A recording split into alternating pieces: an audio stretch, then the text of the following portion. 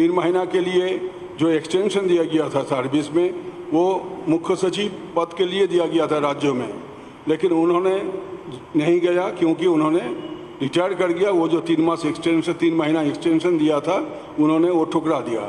तो उसके बाद उनको फिर फोकस किया नेशनल डिजास्टर मैनेजमेंट एक्ट तहत NDMA एक्ट से उनको जब कोई राहत नहीं मिला सरकार को, केंद्र सरकार को, तब अभी IAS कैडर लोगों को जो विधि है उस विधि के तहत उनके ऊपर नोटिस जारी किया गया।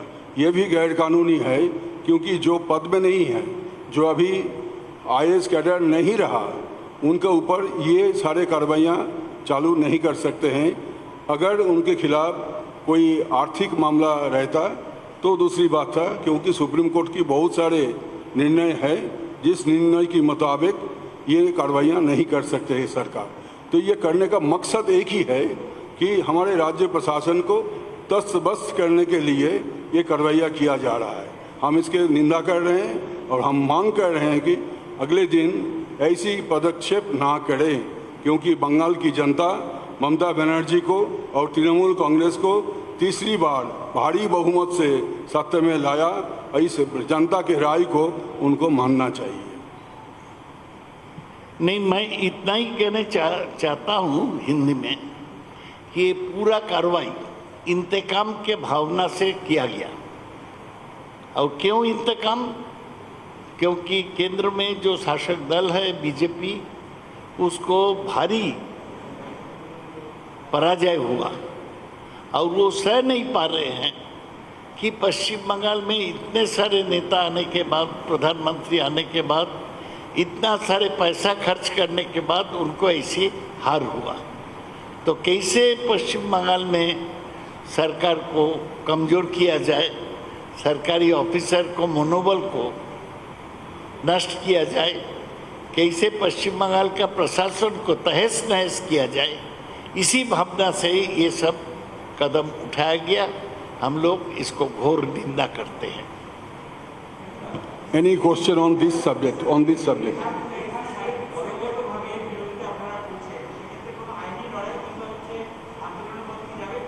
না, আইনি লড়াই যদি কিছু করার থাকে, যার উপর নোটিশ জারি হয়েছে তিনি যদি মনে করেন কোনো আইনি পদক্ষেপ নেবেন সেটা তার ব্যাপার। আমরা দল থেকে যে কারণটা সৌগতদা আপনাদের সামনে তুলে ধরলেন যে একটা প্রতিহিংসামূলক আচরণ, নির্বাচনের পরাজয়টা ওরা মেনে নিতে পারছে না। যারা দুন্দুভি বাজিয়ে বুক ফুলিয়ে বলেছিলেন 200-র বেশি আসন পাবো, দেখা গেল যে হ্যাঁ 200-র বেশি আসন হলো, কিন্তু সেটা ওদের পক্ষে না, তৃণমূল কংগ্রেসের পক্ষে, মমতা ব্যানার্জির পক্ষে এই ব্যাপক পরাজয়টাকে ওরা কিছুতেই মেনে নিতে পারছেন না। তার জন্য ছিদ্র খুঁজছেন, ছিদ্রান্বেষীর মতো। আলাপন বন্দ্যোপাধ্যায়ের বিরুদ্ধে কড়া অবস্থান গ্রহণ করেছে কেন্দ্র। প্রথম এই খবর সম্প্রচার করে রিপাবলিক বাংলা, আর সেই খবরের জেরে এবার সাংবাদিক বৈঠক তৃণমূল কংগ্রেসের। আলাপন ইস্যুতে কেন্দ্রকে নিশানা করেছে তৃণমূল কংগ্রেস। সরাসরি নিউজ রুম থেকে রয়েছে আমাদের senior news editor Mayukh Ranjan Ghosh. Mayukh, আলাপনের বিরুদ্ধে কড়া অবস্থান গ্রহণ করেছে কেন্দ্র, এই খবর প্রথমেই সম্প্রচার করেছিল রিপাবলিক বাংলা, তারপরেই কিন্তু নড়ে চড়ে বসেছে তৃণমূল কংগ্রেস। আর সেই খবরের জেরে সাংবাদিক বৈঠকে তৃণমূল কংগ্রেস। এক কথায় রিপাবলিক বাংলার খবরের বিগ ইম্প্যাক্ট। একদমই তাই। কালকে বিকেল 5টার সময় আমরা এই খবরটা প্রথম ব্রেক করি যে কর্মী বর্গ বিভাগ থেকে, মন্ত্রক থেকে আলাপন বন্দ্যোপাধ্যায়, অত্যন্ত বরিষ্ঠ এবং প্রবীণ IAS অফিসার, 1987 সালের IPS পশ্চিমবঙ্গ IAS ক্যাডার, আলাপন বন্দ্যোপাধ্যায়ের বিরুদ্ধে যে চিঠিটি এসছে সেই চিঠির কপি রিপাবলিক বাংলার হাতে কাল বিকেল 5টায় ছিল। এবং গোটা বাংলা কেন, গোটা ভারতবর্ষে প্রথম এই চিঠি ব্রেক করে রিপাবলিক বাংলা, যেখানে চিঠির যে মেমোরান্ডাম যেটাকে বলা হয়, তুমি জানো যে খুব সহজভাবে যদি আমি দর্শকদের স্বার্থে বোঝাই, আমার কাছে এই মুহূর্তে সফট কপিটাও আছে। মেমোরান্ডামটি পাঠানো হয় নর্থ ব্লক থেকে HK দ্বিবেদী, অর্থাৎ মুখ্য সচিব যিনি, সেই মুখ্য সচিবকেও কপিতে CC করা হয় এবং Alapan Bandyopadhyay Bandyopadhyay retired West Bengal cadre, 1987 সালের রিটায়ার্ড আইএএস ক্যাডারকে স্পষ্ট ভাষায় কড়া চিঠি পাঠিয়ে কেন্দ্র জানতে চান 30 দিনের মধ্যে ওনাকে উত্তর দিতে হবে, 30 দিনের মধ্যে ওনাকে বলতে হবে কেন উনি প্রধানমন্ত্রী নরেন্দ্র মোদী যখন ভারতের প্রধানমন্ত্রী বাংলাতে এসেছিলেন এবং যশ কবলিত এলাকাগুলিতে এসেছিলেন, সেই সময় কেন উনি যখন মুখ্য সচিব ছিলেন তখন উনি কেন ওখানে উপস্থিত ছিলেন না, আধ ঘন্টা ওনাকে ওয়েট করতে হয়েছিল। আমি আবারও বলছি, এই যে লাইনটা যেটা প্রিন্ট আউট আমার সহকর্মী সুচিস্মিতা এসে দিয়ে গেল নিউজ রুমে, he fail to maintain integrity in public service by deciding not to attend and appraise the prime minister in the review meeting about the impact of cyclonic storm Yaas. অর্থাৎ রাজ্যর একটি বিপর্যয়কে কেন্দ্র করে যে বৈঠক ছিল, সেই বৈঠকে প্রধানমন্ত্রী উপস্থিত থাকার কথা ছিল, সেই বৈঠকে রাজ্যপালের উপস্থিত থাকার কথা ছিল, মুখ্যমন্ত্রীর উপস্থিত থাকার কথা ছিল, সুতরাং সেখানে মুখ্য সচিব হিসেবে আলাপন বাবুরও উপস্থিত থাকার কথা ছিল এবং সেখানে সরাসরি যে পার্টটা বলা হচ্ছে he fail to maintain integrity in public service, খুব বড় কথা। আলাপন বাবুর ইন্টিগ্রিটি নিয়ে প্রশ্ন তোলা হচ্ছে এবং যেটা সুখেন্দু শেখর রায় তৃণমূল কংগ্রেসের তরফ থেকে এখন প্রেস কনফারেন্স করে বললেন, সৌগত রায় যেখানে বলেছিলেন অত্যন্ত অভদ্র আচরণ করা হয়েছে, কিছুদিন আগেই আলাপন বাবুর মাতৃবিয়োগ হয়েছে, আলাপন বাবুর ভাতৃবিয়োগ হয়েছে এবং সেরকম একটি সময় যখন আলাপন বাবুর বিরুদ্ধে এই ধরনের চিঠি আসছে তার যোগ্য জবাব আলাপন বাবু দেবেন। বিষয়টা রিপাবলিক বাংলা এভাবে দেখছে না, বিষয়টা রিপাবলিক বাংলা যেটা বলার চেষ্টা করছে, আমরা আজকেও অনুষ্ঠান করব স্বাস্থ্য, শিক্ষা বা এই যে আমলাতন্ত্র, এইগুলো পলিটিসাইজ করে আলাপন বাবু কি ফের একবার রাজনীতির বোড়ে, রাজনীতির তুরুপের তাস হয়ে গেলেন? আলাপন বাবু কি রাজনীতিকরণটা আলাপন বাবুর মতন যারা আমলা আছেন তাদের রাজনীতিকরণ হলে প্রশাসন কিভাবে চলবে? পশ্চিমবঙ্গের ক্ষেত্রে দাঁড়িয়ে যেভাবে আমলাদের রাজনীতিকরণ হচ্ছে বলে বিরোধীরা অভিযোগ তুলছে, সেক্ষেত্রে দাঁড়িয়ে কিন্তু আমরা বাঙালি হিসেবেও এই প্রশ্নটা তুলতে পারি।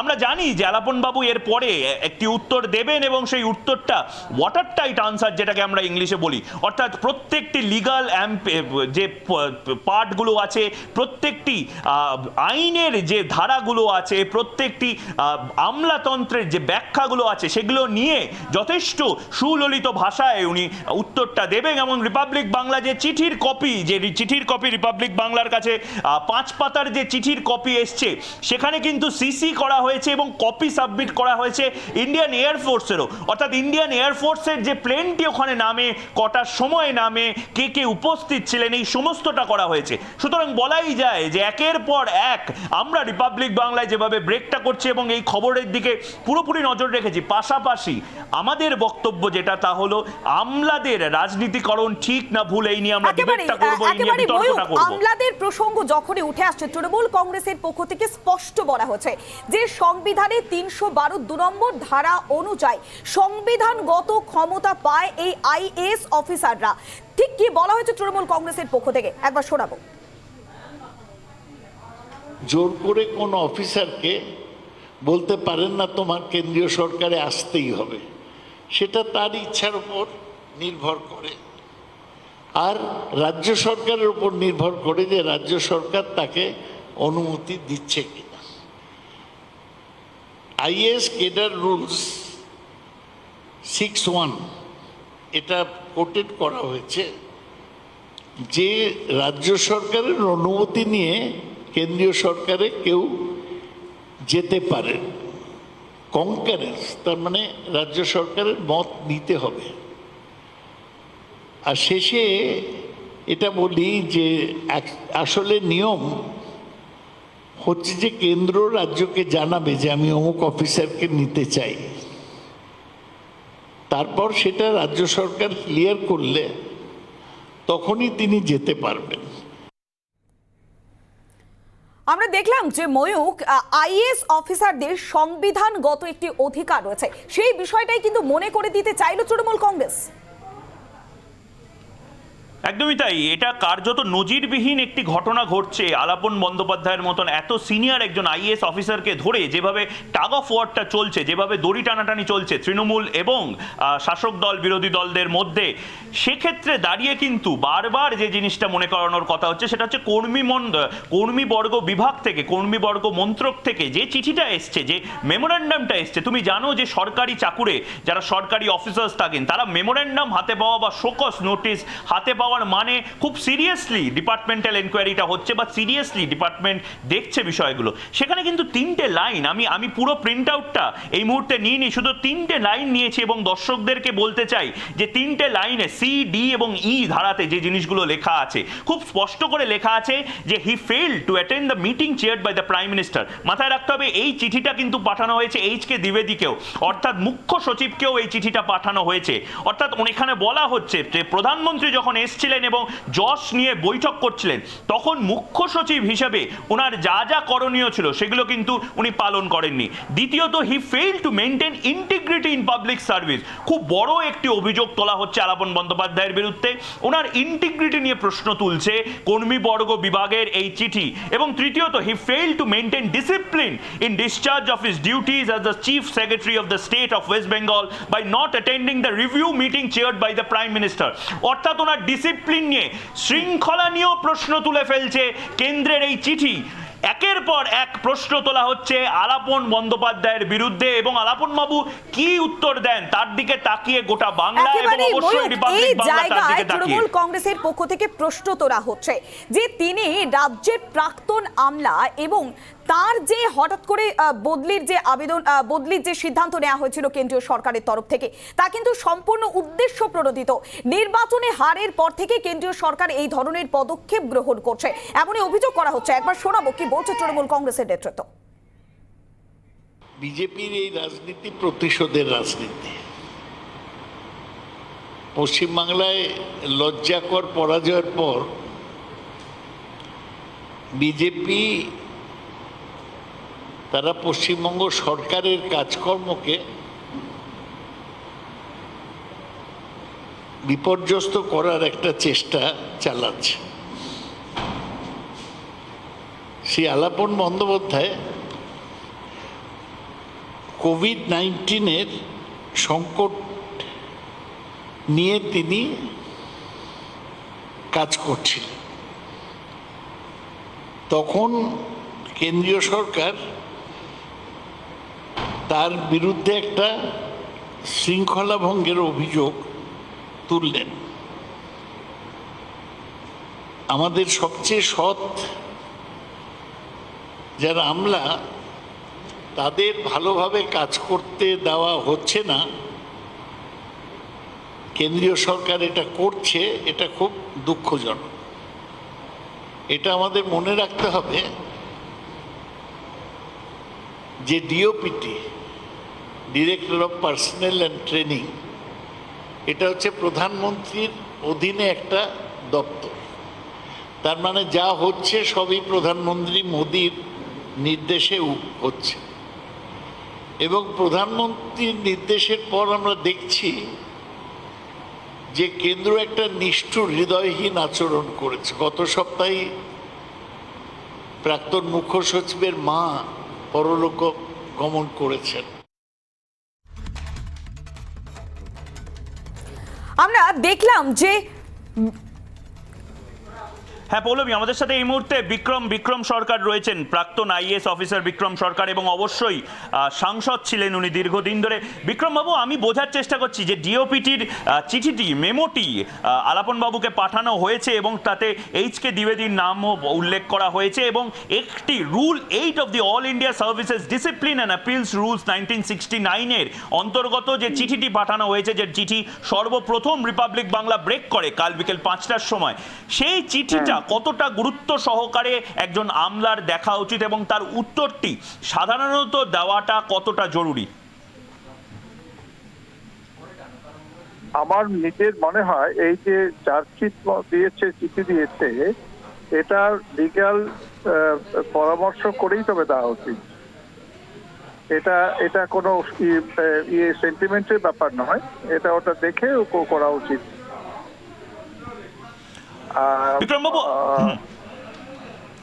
আমি যেটা বলছি যে আইনের ফেলেছে তো, সুতরাং ওকে এটা লিগ্যাল ওপিনিয়ন নিয়ে ফ্যাক্ট যেগুলো আছে সেগুলো সাজিয়ে একটা এক্সপার্ট লিগ্যাল ওপিনিয়ন নিয়ে তারপর তো দেওয়া উচিত। এটা তো একটা বিক্রমবাবু, আরেকটা প্রশ্ন, হ্যাঁ। আমার আরেকটা প্রশ্ন, এই প্রশ্নটা করার লোভ সামলাতে পারছি না। 5 পাতার একটি চিঠি বলো, এলো, বলো। যে কোনো আমলার কাছে 5 পাতার একটি চিঠি আসতেই পারে, ডিপার্টমেন্টাল এনকোয়ারিও হতে পারে, কিন্তু আপনি যেহেতু নিজেও আমলা ছিলেন এবং একটা সময় রাজনীতিবিদও ছিলেন, কোথাও গিয়ে কি এত দীর্ঘ, আমি জানি না আপনার বায়োগ্রাফি লেখা হচ্ছে কিনা, কিন্তু আপনার আত্মজীবনীতেও কি কোথাও গিয়ে এই বিস্ফোরক তথ্যগুলো বেরিয়ে আসবে, যেখানে পশ্চিমবঙ্গে একের পর এক আমলা রাজনীতির শিকার হয়েছে?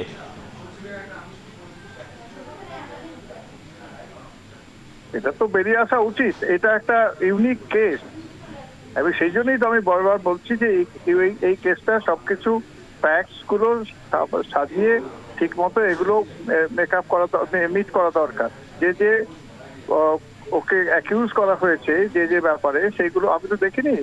এখন সেইগুলো দেখে ফ্যাক্টস যেগুলো আছে, কতগুলো আছে রুল, আর একটা আছে কতগুলো ফ্যাক্ট। একদম তো এটা না, ইউনিক, আপনার সাহায্যার্থে আমি আরেকবার পড়ে দিচ্ছি যে অ্যাকিউজেশনস গুলো এসছে রিপাবলিক বাংলার কাছে, গোটা ফাইলটাই আছে। He failed to attend the meeting chaired by the prime minister, thereby not acting in a courteous manner in his discharge of duty to the service. আরেকটি অভিযোগ যেটা করা হয়েছে, he failed to maintain integrity in public service by deciding not to attend and appraise the prime minister in the review meeting of Yaas. আরেকটি যেটা অভিযোগ করা হয়েছে, he failed to maintain discipline in the discharge of his duties as the chief secretary of the state. আরেকটা যেটা অভিযোগ করা হয়েছে, he failed to perform and discharge his duties as the chief secretary of state by not displaying the highest degree of professionalism and dedication. অর্থাৎ ওনার integrity নিয়ে প্রশ্ন তোলা হচ্ছে, ওনার প্রফেশনালিজম নিয়ে প্রশ্ন তোলা হচ্ছে, ওনার ডেডিকেশন নিয়েও প্রশ্ন তোলা হচ্ছে। আলাপন বাবুর, বিক্রম বাবু বলুন। ব্যাপার হচ্ছে যে আমি একটা সোজাভাবে বলছি, সেটা হচ্ছে যে he is a victim of political ফাইটের মধ্যে একটা ভিকটিম হয়েছে। দুটো এক্সট্রিম স্টেপ চিফ মিনিস্টার যে সে সময় চলে এলেন, এই যেগুলো বলেছে সেগুলোর মধ্যে জাস্টিফাই করা যায় কি না এই অ্যাকুইজিশন গুলো, সেগুলো ডিপেন্ড করবে অন ফ্যাক্টস। আর ফ্যাক্টস গুলো পরিষ্কার করে যদি দরকার, যেগুলো তুমি পড়লে তাতে করে আমার এইটুকু মনে হয়েছে যে it's a matter of interpretation. এবং এটা একটা ইউনিক কেস, এই ধরনের কেস আগে কখনো আমরা দেখিনি, একটাও কেস। একদম একদম, অর্থাৎ আমরা বিক্রম বাবু, আমরাও যে বক্তব্যটা বলছিলাম কালকে যখন রিপাবলিক বাংলায় বিকেল 5টার সময় আমরা এই খবরটা ব্রেক করি, আমরা বলছিলাম ইউনিক শুধু নয়, নজিরবিহীন ভাবে এই চিঠি যখন আমাদের বিশ্বাস করতেই অসুবিধা হচ্ছিল, যখন এই চিঠিটা রিপাবলিক বাংলার হাতে আসে, তখন আমরা কার্যত 5 বার পড়লাম যে এরকম চিঠি কি আমরা সত্যিই ব্রেক করতে চলেছে কিনা। এবং তারপরে 4:30টার সময় চিঠি আসে, বিকেল 5টায় যখন আমরা ব্রেক করি তখন কার্যত নজিরবিহীন এবং সবচেয়ে বড় যে হেডলাইন, সেই হেডলাইনটা রিপাবলিক বাংলায় হয়। এবং অবশ্যই আমরা চোখ রাখবো আলাপন বাবু নিজের বক্তব্যের সপক্ষে কি লেখেন চিঠিতে। অবশ্যই বিক্রম বাবু যেভাবে বললেন যে লিগাল ইমিউনিটি এবং লিগাল যে ডিসকাশন সেইগুলো করে আইনি সহায়তা নেওয়ার পরেই এই ধরনের চিঠির উত্তর দেওয়া উচিত।